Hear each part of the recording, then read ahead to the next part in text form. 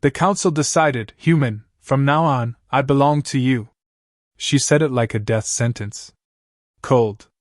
Precise. Final. I was holding a slice of pepperoni. There are moments in life where you expect drama. A car crash. A breakup. Maybe a tax audit.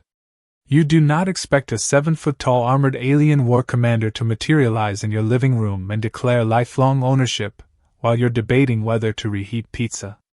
I blinked at her. She blinked at me. A faint glow pulsed along the silver lines of her battle suit. Her eyes, violet and unsettlingly steady, studied me like I was a specimen she hadn't decided to dissect yet. I lowered the pizza slightly. Okay, I said. That's intense. Do you want a slice? Her expression didn't change. If anything, she seemed mildly offended by the existence of dairy. I am Commander Vaelthera of the 7th Expansion Fleet, she said. I have subjugated 9 systems. I have commanded planetary sieges. Entire species have surrendered at the mention of my name. That's cool, I replied. Thin crust or deep dish? She stared at the pizza like it had personally insulted her ancestors. The Galactic Council has deemed my actions insubordinate, she continued. As punishment, I am bound to you. I will remain on this planet under your authority until I have learned humility. I leaned against the kitchen counter. You got punished, I said slowly. By being assigned to me? Her jaw tightened. You are classified as a low threat, mid-intelligence, socially average human male. Mid-intelligence feels generous. Her eyes narrowed. You are not reacting correctly. I don't think there's a correct reaction to this. She took a step forward. The floor creaked under armored boots that probably weighed more than my car. You should be afraid. I mean, yeah, a little, I admitted. You did just teleport into my apartment and announce lifelong bonding. But I also just paid rent, so emotionally I'm already at rock bottom. There was a flicker in her expression. Confusion, maybe? The bond is not optional, she said. By council decree, I belong to you. I sighed and set the pizza box on the coffee table. Okay. First of all, that wording? Not great. Second, I don't want anyone belonging to me. That's weird. Third, are you hungry? She straightened to full military posture. I do not require sustenance in the primitive manner humans do. Her stomach made a faint but unmistakable sound. We both froze. Her eyes widened slightly, like she was personally betrayed by her own organs. I opened the box again. Pepperoni doesn't judge. She stared at it for a long, silent moment. Finally, with the solemn dignity of a general accepting defeat, she removed one gauntlet. Her hand was strong, elegant, faintly luminescent along the veins. She picked up a slice like it was a hazardous artifact. She took a bite. There was a pause. Another bite. Then she devoured the rest with terrifying efficiency. I nodded slowly. Planetary annihilation can wait. Cheese first. She wiped her fingers stiffly on a napkin I handed her. This changes nothing. Of course not. I am still a commander. Sure. I have conquered worlds. I could reduce this planet to molten debris. After dessert? She stared at me again, searching for fear. I wasn't fearless. I wasn't stupid either. I could feel the power radiating off her, controlled, restrained, but immense. She was dangerous in the way a thunderstorm is dangerous. Beautiful.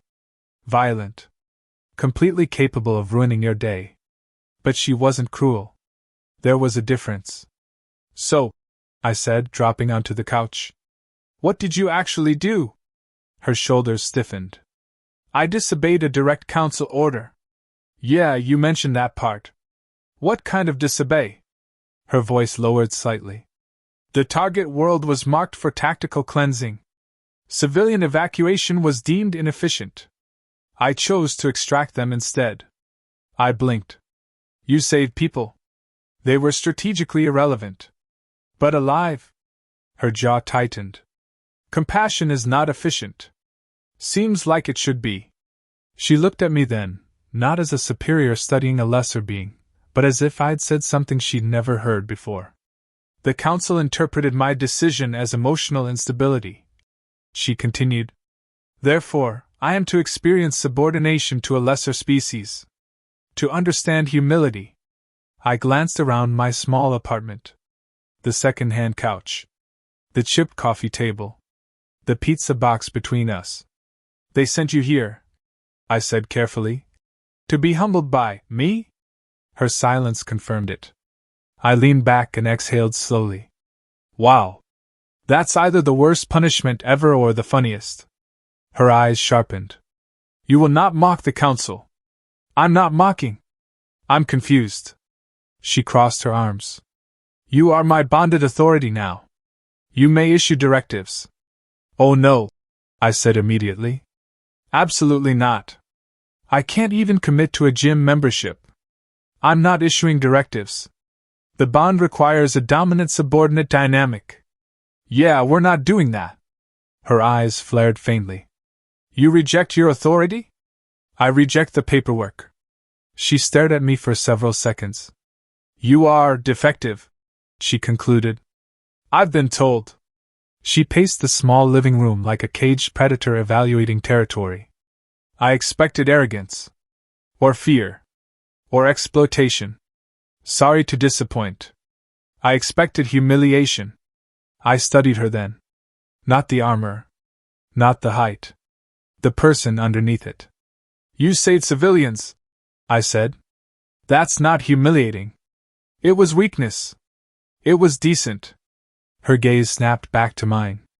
No one had probably said that to her before. Silence settled between us, heavier now but not hostile. Finally, she lowered herself stiffly onto the far end of the couch. The cushions dipped under her weight. She sat upright, hands on her knees, like she was attending a war tribunal instead of sharing furniture with a guy in sweatpants. You will regret this arrangement, she said quietly. Probably, I admitted. But not because of you. Her head tilted slightly. Explain. I don't think you're the problem, I said. I think whoever thought saving people deserves punishment is. Something flickered in her eyes again. Softer this time. Uncertain. She looked away first. You know, I added casually, for someone who belongs to me, you're really bad at relaxing. Her lips twitched. Just barely. But it was there. I woke up to the sound of something humming. Not the soft, comforting hum of a refrigerator. No. This was the kind of hum that suggested advanced alien war machinery recalibrating orbital strike coordinates. I opened one eye.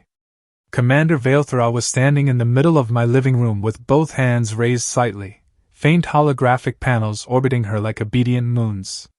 Lines of violet light stretched across the walls. Symbols flickered over my television. My ceiling fan was being scanned like a hostile aircraft. What? I said hoarsely. Are you doing? Fortifying your dwelling, she replied without turning around. It's a one-bedroom apartment. It is structurally unsound. It's structurally affordable. She made a sharp gesture in the air. A translucent barrier shimmered briefly over the windows before fading invisible. I have installed a defensive grid calibrated to repel plasma artillery, drone swarms, and medium-scale invasion forces. I sat up slowly. My biggest threat is my neighbor Greg reheating fish. Greg has been logged as a potential biological hazard. Please don't vaporize Greg. I have not yet determined if vaporization is necessary.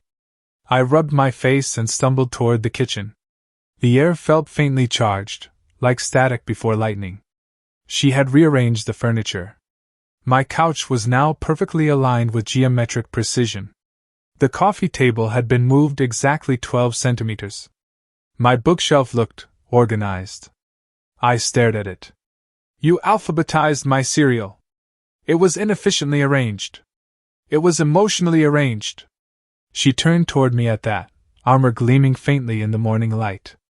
Your emotional attachments to carbohydrate containers are illogical. Yeah, well, so is conquering 9 systems, but we all have hobbies. She narrowed her eyes slightly, clearly trying to determine whether that was disrespect. I opened the fridge. Coffee? I do not require stimulants. You're in my house. You require coffee. She watched suspiciously as I poured a second mug and held it out to her. After a long pause, she accepted it. She took a cautious sip. Her eyes widened almost imperceptibly. This beverage is aggressive. Exactly. She took another sip. Victory. Today, she said, setting the mug down carefully, we will establish dominance protocols. We absolutely will not. The bond requires hierarchical clarity. I'm not your warlord. You are my assigned authority.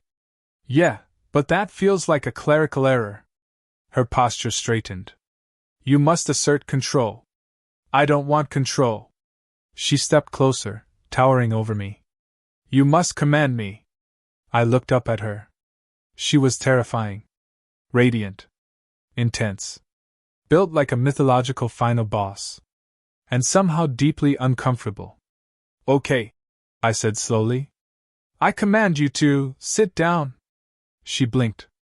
That is not a serious directive. I'm serious. Sit. She hesitated. The most feared commander in multiple galaxies hesitated. Then, stiffly, she sat. I nodded. Good. Next command, stop trying to militarize my living room. Her jaw tightened. You are misusing your authority. Probably. But you said I have it. She stood again immediately. This is inefficient. I grabbed my jacket. You're coming with me. Where? Outside. Her eyes sharpened. Is there a threat? Yeah. Groceries. She followed me down the apartment stairs like a heavily armed bodyguard escorting a mildly confused civilian. People stared. It's hard not to notice a 7-foot alien in adaptive battle armor scanning parked cars for ambush positions. At the grocery store entrance, she paused. This structure is unsecured. It's a supermarket. There are too many exits. That's kind of the point. Inside, she moved like she was clearing a combat zone. Her eyes tracked every movement. A child dropped a box of cereal 3 aisles away, and she turned sharply toward the sound. Hostile action? She asked. Captain Crunch. Stand down. She studied the produce section like it was a diplomatic negotiation. These vegetation units are unguarded. They're apples. She picked one up, scanning it with a faint beam of light from her fingertip. Nutritional density is acceptable. A guy near the oranges stared at her openly. She noticed. Her posture shifted instantly. Shoulders back. Chin lifted. An aura of barely restrained violence radiated outward. The man looked away very quickly. You do not need to intimidate civilians, I muttered. He assessed me as a reproductive prospect. I blinked. He what? His ocular dilation increased. Heart rate elevated. That's called being impressed. It was a challenge. It was not a challenge. She crossed her arms. I will eliminate him if necessary. You absolutely will not eliminate anyone in this citrus aisle. She looked mildly disappointed. At checkout, she examined the conveyor belt like it might explode. The cashier smiled nervously at me. Ah, cool cosplay. Before I could answer, Veilthra leaned slightly forward. I am not a costume. The cashier swallowed. Right. Of course. Outside, carrying grocery bags that she insisted on lifting with unnecessary ease, she spoke again. You are remarkably calm. I panic internally, I said. It's more efficient. She studied me. You do not fear my capabilities. I respect them, I said. But I don't think you're going to hurt me. Why? Because you saved civilians when it wasn't efficient. She went quiet. Back in the apartment, she set the bags down carefully, almost thoughtfully. You continue to reference that decision, she said. It's important. It was disobedience. It was decent. Her gaze locked onto mine again. You would have defied your leaders? She asked. If they told me to let people die? Yeah. She stepped closer. You challenge authority easily. Authority's not sacred. People are. Her breathing shifted, subtle, but different. Slower. You are physically unimpressive, she said. Wow. You lack combat training. Accurate.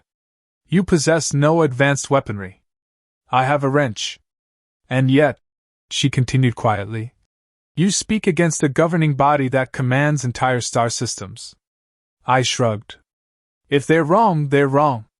She stared at me like I was a new species she hadn't catalogued yet. You do not fear consequences, she murmured. Oh, I fear consequences, I said.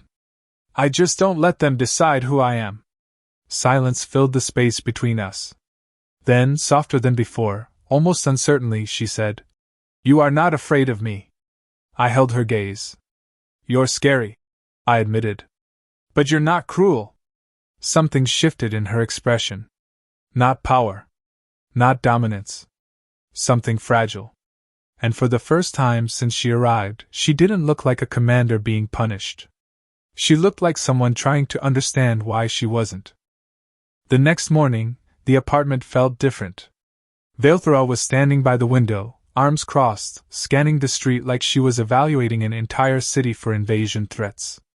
The faint hum of her internal systems pulsed rhythmically, almost like a heartbeat that didn't belong to a human, and I realized I'd grown oddly used to it. You are observing again, I said, leaning against the counter with my coffee. Yes, she replied. Your environment is unsecured. Every passerby is a potential threat. Even small children can be dangerous. They're not dangerous, I said, gesturing vaguely toward the street. That kid on the skateboard is not a tactical hazard. Her head tilted slightly. You underestimate the unpredictability of lower species. I'm used to unpredictability, I said. I call it life. She frowned, a faint crease forming between her violet eyes. Life is messy. Inefficient. Emotional. Illogical. Yeah, that's pretty much Earth in a nutshell, I said, smiling. But it's also kind of amazing. She blinked. Amazing? I nodded. Yeah. You saved civilians, you know? That's amazing. Even the council thinks it was inefficient. But it was good. That counts for something. Her silence stretched. Then she turned slowly, her gaze almost contemplative. You value something that is strategically irrelevant. I value people, I said simply. She studied me for a long moment, then let out a sound that could have been a grunt, or maybe the faintest hint of amusement. I wasn't entirely sure. You challenge logic constantly. That's my superpower, I said, grinning. Later that day, the council sent a representative to check on her progress. I didn't get the full briefing, of course. All I knew was that an alien official, tall, ornate robes, the kind of arrogance that radiates from their very pores, materialized in my living room. Velthora stiffened, her usual imposing aura doubling as she straightened, and for the first time, I got the sense that the entire galaxy was watching. You are not adhering to assigned protocol. The representative intoned, voice resonating like it came from a speaker the size of a city hall. The human is not exercising dominance. This is unacceptable. I leaned casually on the counter. You're saying it's my fault she's adapting? Yes, the alien snapped. Humans are supposed to assert control over subordinates, especially those assigned as punishment. This leniency undermines the Council's authority. Velthora's eyes narrowed, and for a moment, I thought she might launch this representative into orbit. I disagree, I said. If saving people gets you punished, then maybe the Council is the one being undermined. Don't you think? The alien gasped, visibly affronted. You dare question the authority of the Galactic Council? Yes, I said with a shrug. I do. And frankly, I think saving people is a good enough reason to be bonded together. Velthora's lips twitched. Maybe a smile. I didn't comment, didn't move. I just kept my eyes on the Council envoy. They defy protocol, the representative sputtered. This human is inferior. He cannot command. He can, I said. Not with weapons. Not with authority. But with stubbornness. With courage. With common sense. Sometimes that's stronger than all your orders combined. Velthara's gaze softened as she watched me speak, not as a subordinate or a commander, but as someone witnessing a human, small, fragile, flawed, stand up to galactic arrogance with nothing but a calm voice and conviction. She tilted her head, studying me like she had never studied anyone before. The representative fumed, flailing slightly, trying to reassert authority, but I stayed firm. Velthara didn't step forward, didn't threaten, didn't intervene. She simply observed. And in that observation, I could feel her admiration, faint but undeniable. When the envoy finally departed in a swirl of light and indignation, she exhaled quietly, almost like she was letting air out of a pressure valve. You defended me, she said softly, voice barely above the hum of her internal systems. I didn't have to, I said. I wanted to. Her violet eyes locked on mine. Why? Because you deserve it, I said simply. And because you're terrifying, but you're also not cruel. That counts for a lot. There was a long silence. Then she approached me, her massive frame somehow feeling smaller in the apartment space, almost human. She stood beside me, close enough that I could feel the faint warmth radiating from her armor. You are unusual, she whispered. Your species is unusual. I like to think we're resilient, I said. We improvise. We adapt. We survive. And sometimes we save people even when it's not logical. Her shoulders relaxed slightly, a rarity in my presence. You are different. I did not expect this. You mean a human can stare down a galaxy and still make you question your programming? She tilted her head. I did not expect you. I smiled, feeling an odd sense of victory.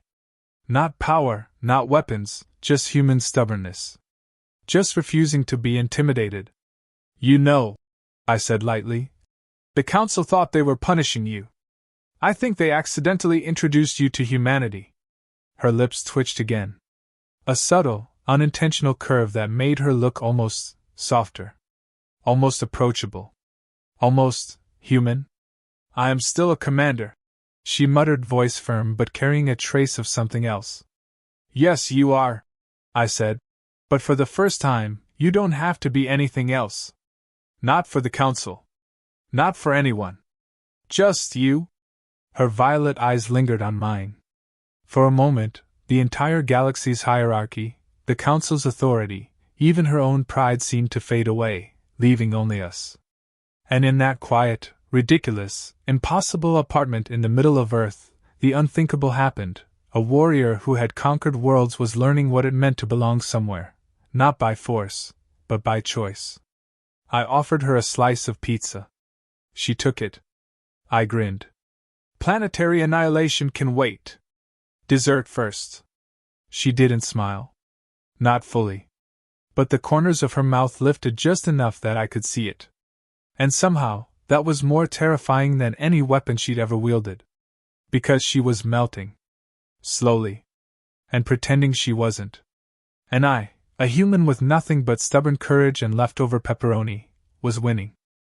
The Council's message arrived the next morning, delivered not by hologram but by a hovering emissary that looked like a cross between a scepter and a small moon. Velthara's posture stiffened the instant she saw it. Every line of her armor seemed sharper, more alert, as if the device alone carried the weight of 1,000 galaxies. They have issued a recall, she said, voice clipped. My bond can be nullified. I may return. My honor may be restored. I sipped my coffee carefully, watching her. She had been sitting across from me, a mountain of rigid perfection, scanning the note with uncharacteristic hesitation. For the first time, I realized that beneath all the armor and intimidation, she might actually care about my opinion. And if you go back? I asked, setting the mug down. If they undo this, whatever this is? She paused. If I return, I regain my station. My authority. My purpose. You'd be leaving, I said softly. And me? I would not abandon you, she said immediately, but there was something in her tone, a conflict, a weight I hadn't heard before. I am bound to the council first. Duty supersedes personal attachments. I leaned back on the couch. You know, you've spent weeks threatening me, scanning my neighbors, overanalyzing breakfast cereal, and yet I feel like you're the one who's changed. She didn't answer at first. She simply adjusted the edge of her armor, masking the subtle ripple in her expression that betrayed vulnerability. You belong to the council, I continued carefully. But you're here. You're here with me. That's choice. And the thing about choice, it's not a punishment. It's freedom. Her eyes lingered on mine. The violet hue softened slightly. She shifted, a tiny sigh escaping, though whether it was human or armor-assisted, I couldn't tell. I expected punishment, she admitted finally. I expected humiliation. The council thought binding me to a human would strip me of my pride. Instead, I find I am reluctant to leave. I smiled faintly. Sounds like someone's melting again. I am not, she began, but her voice faltered, the steel edges of her sentences softening. Yeah, you are, I said, standing and approaching her. And it's fine. You don't have to pretend with me. She looked away for a moment, scanning the apartment with what I recognized as old habits, the strategic mind still working, but then her gaze returned. You would have me remain here? Even if it defies the council? I shrugged. If it's what you want, yeah. This is your choice. You don't belong to anyone except yourself. Not the council, not me. But if you want to stay, I'd be honored to have you here. Honestly, I'd be terrified if you didn't stay. Her lips parted slightly, a small sound escaping her throat. Not a laugh. Not quite a smile. Something between recognition and relief. She stepped closer, her armor gleaming faintly in the morning light, and the distance between us shrank. I choose to remain, she whispered. Not because I am bound. Not because of punishment. Because I wish to. I blinked. Wow. You just did the most human thing I've ever seen you do. And here I thought I was the stubborn one. Her eyes softened, and for the first time, the rigid warrior, the conqueror of worlds, looked less like a commander and more like someone learning what it meant to care. She stood beside me, a presence that had once seemed impossible to approach, and now felt natural. I suppose, she said carefully, almost shyly, that I belong to no one. Yet I choose to stay with you. That is more fulfilling than any victory I have ever achieved. I grinned. Good call. And just so we're clear, you're still terrifying. Still overprotective. Still scanning pizza for toxins. Her violet eyes flashed faintly. I maintain vigilance. And that's fine, I said. But now, it's your decision, not theirs. Planetary annihilation can wait. We've got pizza, and somehow, you're learning about humans. For a long moment, she simply stood there. Then, faintly, almost imperceptibly, she touched my hand. Not as a warrior submitting to a superior. Not as a subordinate obeying a bond. But as someone choosing. Choosing to stay. Choosing to belong, not out of duty, not out of punishment, but because she wanted to. I am learning, she said quietly. Perhaps, humanity is not entirely illogical. I laughed softly. Yeah. We've got our flaws, but we survive. We adapt. And sometimes we save people even when it doesn't make sense. Just like you did. Her hand tightened slightly over mine, just enough that I could feel her strength without being intimidated. She straightened, armor still gleaming, but something lighter in her posture. Confidence tempered by choice. Compassion. Humanity. You are unusual, she whispered. I did not expect this. Neither did I admitted. But somehow, I think it works. She studied me for a long moment, violet eyes softening further, and then finally, almost shyly, she allowed herself a tiny smile. Not full, not exaggerated, but real. I offered her another slice of pizza. She accepted it, lifting it delicately, as though even this small act was a new frontier. She took a bite, chewing slowly, thoughtfully, savoring the moment. Planetary annihilation can wait, I said, leaning back, watching her. Dessert first. Then maybe we can conquer the galaxy, or at least grocery shopping. Her lips curved faintly. Dessert first, she repeated. And for the first time, I realized that the most formidable commander in the galaxy had learned something she hadn't expected. She had learned the human principle that true power doesn't come from domination, weapons, or fear. It comes from choice. From connection. From belonging, not being bound, but choosing to stay. And in that moment, as we sat together in a tiny, ordinary apartment on a blue and green planet in the middle of nowhere, I understood the truth. The council thought they were humiliating a warrior. Instead, they introduced her to humanity. And for the first time in her long, victorious life, she chose to belong. Not because she was forced. Not because she was punished. But because she wanted to. And somehow, in that small, ridiculous, chaotic apartment with pepperoni and a stubborn human, I think we both realized that sometimes, being human was the greatest adventure of all.